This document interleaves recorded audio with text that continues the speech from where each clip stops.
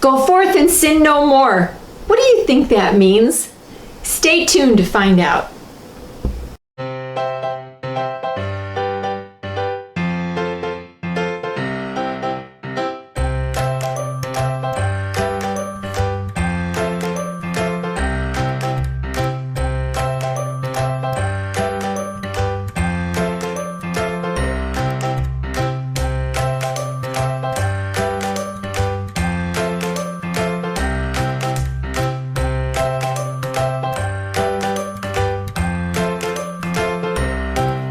Go forth and sin no more.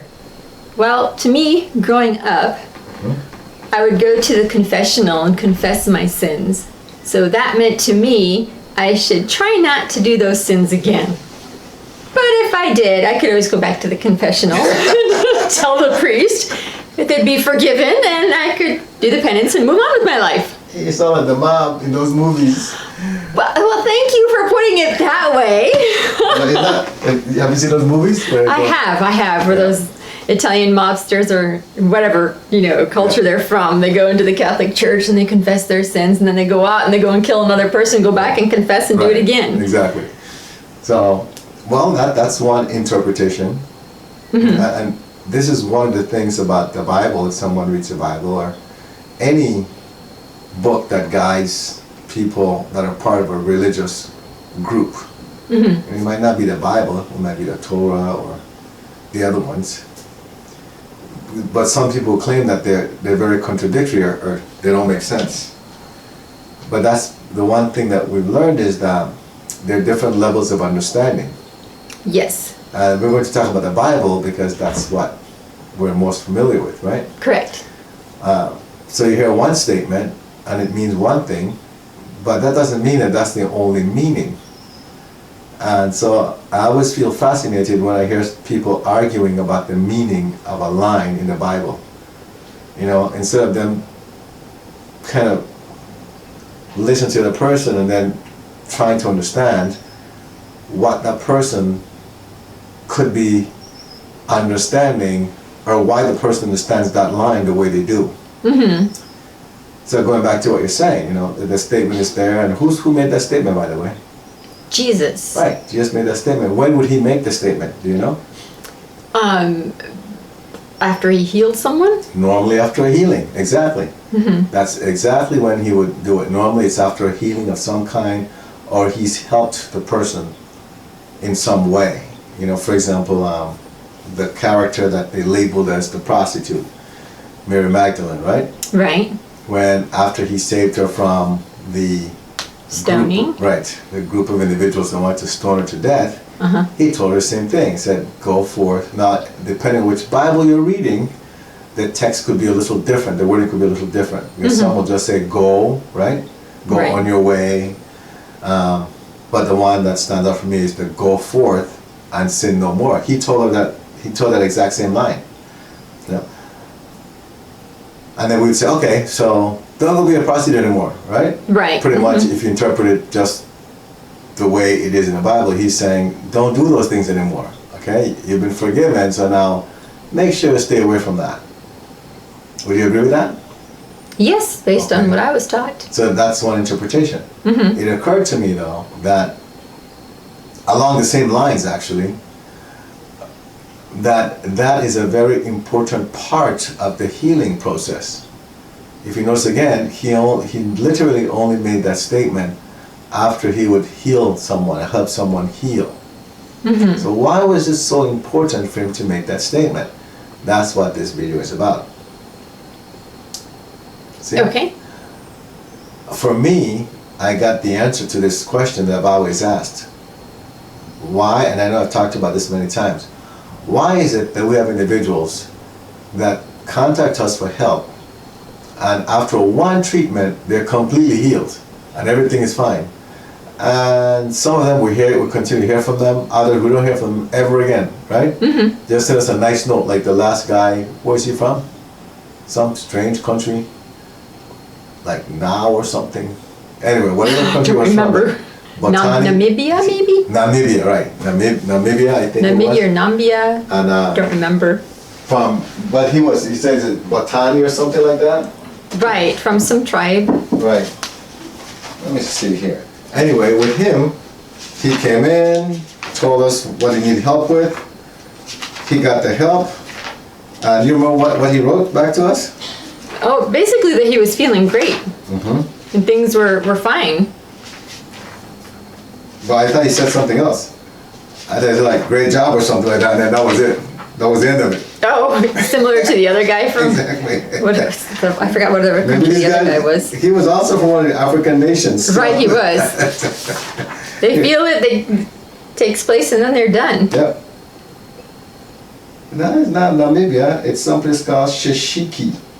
Well, that would be a city or a town inside of a Right. country. That's not the name of a country. I don't see the country here. Oh. That's what I'm saying. It's like Shishiki now. That must have been from his email. But anyway, Right, so that's it, right? But he just sent the message, great job, I feel fantastic, and that's it. Right? But why is it that one treatment and he's fine? You know? And then there are other people that we have to keep repeating treatments on them. And that has bothered me for the longest time. Like, why is that? And all of a sudden, this thought came to me, go read the line that Jesus said to individuals. And so I looked it up. And of course, the line was, go forth and sin no more. And I sat there and I was thinking, well, how does that apply to anything? Yes, it applies to healing, but so he made the statement. But how does that apply? And it finally dawned on me that it definitely applies, big time. Now, if you were to take a guess, how do you think it applies? Let's say, for example, we help someone, they were struggling with arthritis. Like we had the one lady who we healed, I don't say the name, but he was one of our soccer players, and his mom reached out to us for help. And we did it wasn't even a healing, we did a clearing on her. And then I saw her about a week later. I hadn't heard anything from her, but she picked up her son from one practice, and then she told me, she said, Coach, I don't have any more pain. I used to have these back pains and this pain in my neck. I can't hardly move my neck. And now the pain is gone, completely gone. It hasn't come back. And even when I saw her lately, she's been fine. It never came back. And this is years later. She's fine. One clearing. It wasn't even a healing. It was a clearing. And she's been fine. All the pains that she had, like arthritis and everything, gone. Why is that? Great question. She went forth and sinned no more. But what is that sin? Exactly. So if you were to think about that, then if Jesus, and it probably was Jesus that healed her, right? We just kind of facilitated. So if I were to say to her, copying what Jesus did, which we don't do, we say, okay, now go forth and sin no more. Obviously, she didn't sin anymore. But what do we mean by that? What did he just mean by that when he said, and sin no more? Like, change your ways. Don't do what you did before. That caused this in the first place. Bingo. Then that's the key, right? Whatever it was that you were doing that caused these conditions, stop doing them. That's the sin no more part. Got Are you it. following? I'm following. So when she was cleared, I mentioned to her, okay, now watch this. When this happens, this is what you do. She was given a tool, and to this day, she still uses a tool. And it was one tool. That's it. And she said that every time she starts to feel down or she starts to feel frustrated, she uses that tool. And she's fine to this day. So what does that tell you? That she's changed her ways. And she wants to stay that way. She wants to avoid whatever caused it in the first place. So in order to avoid it, what does she do? She uses the tool that was given to her. Every time. And because of that, she has stayed completely pain-free after one treatment. Okay. So that's her. But what about these individuals who are still having challenges? You tell me. That's why I started with that story. What do you think is creating this challenge? They haven't changed their way. That's a blunt way of putting it. Right? They somehow are still going back to something that they're doing that's causing it. That caused it in the first place. Right. So you get it now? Okay. So before I was wondering, why does this keep happening? You know, someone gets healed. It's obvious that they're healed because they tell us, I'm fine, everything's fine. And next thing you know, oh, I'm not fine anymore. Right, it's come back. Well, how is that possible? Right. Nothing comes back. All right? It's not like there's a condition out there that says, oh, okay, so you drove me away, I'm going to come back. That's not how it works. The comeback condition. Okay. Funny. So what happens then? Well, they must have done something. Or they continuously do. Or they continuously do the thing that caused it in the first place. So that's what Jesus is referring to when he said, and sin no more. See, what he's saying is, okay, remember, I'm helping you with this right now. You're getting the help you desire. However, you have to co-create with us now. You have to do your part, and your part is this. You have to start monitoring your behavior, your thinking. You know what caused this. Now, whenever you feel that coming on, you have to take control of it. And if you don't, it's a sin. Because you know you're causing harm to yourself. Okay, so what about the individuals who are changing, who are being very conscious of what they're doing? And it turns out that it's karma from a previous life. No, it's not even that, is what I've come to realize. See, we hide behind that big thing about karma, right? Right. Because we carry things from one life to the next, don't we? We do. But then a lot of us use it as an excuse for our behavior. Is what I'm saying. See, I could mistreat you in this lifetime. Right. Because I've done it in another life. Remember that previous embodiment you were shown? Oh yes, I where remember. I was like this prostitute person. What was I? A pimp. Yeah, you were the guy who was in charge of all the female prostitutes. There we go, right? I was the guy that was... And I was his wife. So that means I was collecting and he the money, mistreated right? me. Oh yes, yes, yes. And you gave all the money to, not just to yourself, but you gave it to the women so they could look great. And there I was, this, I'm saying it this way, dumpy looking housewife whom you just demanded things from all the time and treated me horribly. Yes. That's what this past life was. This one that I saw. It was quite interesting. And I think you told me I was heavy set too. Oh yes, he was big belly and everything. I was like, wow, how could he have been that way in that life? Look at him now, it's so different. See, but then think about it. I was probably like that because of all the bad things I was doing. The alcohol, you were smoking a cigar, and I'm like, okay. wow. I was smoking a cigar? You were in that one. Yes. I don't even smoke or drink. See, that's I know, thank God. Anyway, we're getting off the topic. We're getting off topic, Right, yes. okay. Go ahead, get back on track. What brought that up? We were talking about hiding behind karma and past lives. So, for example, let's say I start mistreating you in this lifetime. Right. I could easily say, well, I've done it before. But it's not as bad this time? No. No? But I could say like this, but you know what? I'm balancing karma with you, so just be patient. Oh, while you learn to be a better person? Exactly, right? So you get I don't think so. Let me don't think you're supposed to be understanding. What if you don't think so? In this life, I'm not as understanding as I was in that one.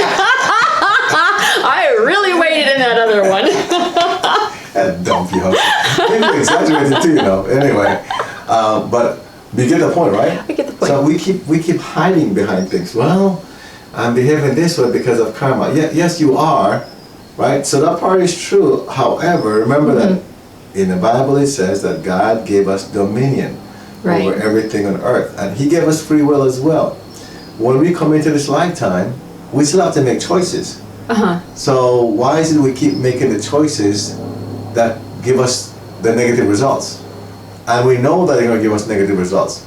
That's the sinning part. That you intentionally do things to harm yourself or to harm others. Remember, as long as you take an action that's not out of love, it's a sin. Okay. So when He said, go forth and sin no more, that's what He meant. He's saying dump all the negative stuff and act out of love. Exactly. Treat yourself with love. Change your ways and do what is right. But out of love. See, but you don't have to do what's right. If you're acting out of love, it will always be right. Got it. Right? So now here you are, and you know that the reason why you're having some health challenges is because of the way you think. that you're attracting them to yourself, right? Right. Because you're always saying, you know, what did I call them? There's a term for that. Hypochondriac? Hypochondriacs, right. Remember I had one kid on the soccer team like that? Yes. I finally tell him, I don't want to hear about it. Every time we come to him, I said, don't tell me that. You better change it, make it positive. Remember that? We finally started changing it. And he was always in pain of some kind. Yes. This kid is like, what, 16 years old? And acting like someone that's like 500 years old. Coach, my back hurts. Stop. I don't want to hear it. My knee feels like it's going to give out, coach. Exactly. Okay? So if like him, he kept doing that, so what happened? He attracted it, and he got those things, those challenges. Exactly. He had all the pain. Next thing you know, he came to me and said that he was diagnosed with all these crazy illnesses, right? Remember that? Yes. Like, okay, we'll fix it. But because of the way he was thinking, he kept doing that. So imagine now that here I am working with him, which you know I did. Yes. And we helped clear one thing. Within a month, he had something else. All right, he said, Coach, well, this, I said, how could that be? I did healing work on you already. Well, I don't know, but this is hurting. And then he'd show me, I touched it, like, oh, it hurts so much. Okay. Go forth and sin no more. So what was the sin that he was creating? What was he doing? He was constantly thinking about being sick. So therefore he was making himself sick. Right. That was his sin. So he had to change his thinking. And yes, my husband was very tough on him and told him, nope, don't come to me with that. You change that right now. So as long as he kept doing that, he kept having the same experiences. Right. How many people that we deal with have recurring situations? And then when we do talk to them, they'll say something like, well, I know that I did this, and that's why it happened. Not many will take responsibility for it. But we do have some. We have some that do. And I feel proud of them that when they do that. Yes. However, then you go back. Okay, so if you know that when you do that, if you think a certain way or behave a certain way, it's going to affect you negatively, why do you keep doing it? And why do you think it will change if you keep doing the exact same thing over and over? Right, it won't. See? Go forth and sin no more. That's how powerful that statement is. What Jesus is saying, I will help you this time. As long as you promise that going forward, you're going to change your ways. The way you think, if you think negatively now, you will think only positive things. If you were not acting out of love before, from now on, everything you do will be out of love. And that's for anybody, anything. And that includes yourself. You have to love yourself. Now, folks will say, well, it's easier for me to do things for other people, but not for myself. Is that love? No. It's not. So then, why are you surprised that all of a sudden, negative things are happening to you? You should now change that because you don't want to sin anymore and include yourself in that love. Right. They've said many times, you can't love anybody else until you learn to love yourself. So see, you shouldn't be hiding behind that curtain of, well, I'd rather go and help somebody else instead of helping myself. No. See, that's hiding behind this thing. You know, you don't need to pretend and say, well, it's harder for me to love myself. No. What you're saying is, remember that you're made in the image of God. And if it's hard for you to love yourself, what you're saying is it's hard for me to love God. Because you're made in the image of God. So think about that statement when you're saying, it's hard for me to love myself. I'd rather take care of somebody else. I'd rather love somebody else than myself because it's much easier to care about somebody else. Really? What happened to the statement about you're made in the image of God? And every person is made in the image of God also. But if you can love the God within you, how can you love the God within somebody else? It goes back to that statement. First, take the plank out of your own eyes before you take what? The speck of dust out of your neighbor's eye. Notice the difference? Yes. It's a speck of dust that's in your neighbor's eye. You have a plank. Right. So how can you, if you just think about that statement you just made, how can you convince yourself that you can take care of that person when you can't even see because there's a plank in your eye? Right, you wouldn't be able to because you can't see it. You can't see what's wrong with them. Got it? Until you've worked on yourself. Exactly. There may not be anything wrong with them because when you remove that plank, you realize, oh, they don't have a speck of dust in their eye. Mm-hmm. It was all in your eye the whole time. Right? So now, Yes. let's go back to that statement. Go Okay. forth and sin no more. Yes. Give your thoughts about that. My thoughts are change your ways and see how your life is able to improve your health, your relationships, whatever it might be. Because now you'll be manifesting your best life because you're implementing what you're supposed to be doing, which is go forth and don't do those things again. See, I would say And sin no more. Just say go forth and function or operate with love. That's it. Okay. But first, love for yourself. And you'll notice that all of a sudden, anything that we do from this side to help that individual will take hold, and we won't have to do it again. We'll have to repeat it. Because now they're not repeating the same things they were doing that caused that condition in the first place. Right. Are you with me here? Oh, I'm with you. Okay? Yep. So that revelation just came through. I'm like, wow, this is some good stuff. You know, we want to make sure we record this right away and get it out to the individuals.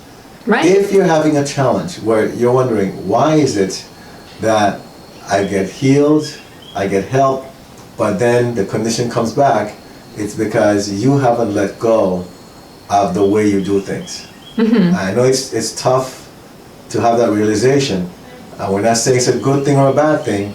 However, what we're pointing out is, if you want to enjoy progress that stays that way, right? It doesn't undulate, like they say. You don't lose it, then it comes back, then you get it, then it falls away. It stays consistent. You get your good health, it stays that way. You're happy, it stays that way. All you have to do is do the things that you know you should do out of love. Now, how do you know what those are? We give you tools. You know what the tool is. Use it. We always say, as soon as you feel out of sorts, use the tool, and that's how you stay, balanced. That's how you make sure that you don't go back the other way, or that you don't sin anymore, as Jesus would say. Right. So go forth and sin no more. Jesus is pretty much saying, I've helped you now, I've helped you heal, whichever way that is, but you have to maintain it from here, going forward. And you do that by becoming a new you. Love yourself, and then you love others. But you notice, it starts with you. Love yourself first, and then love others. Okay. I think we've covered it. Okay? Remember to subscribe and like this video. Join the Facebook group 190 Vision to connect with others on the same journey. Get help by visiting our website 190vision.com. Support the 190 Vision mission by clicking on the donate button, which is at the bottom of each page of our website.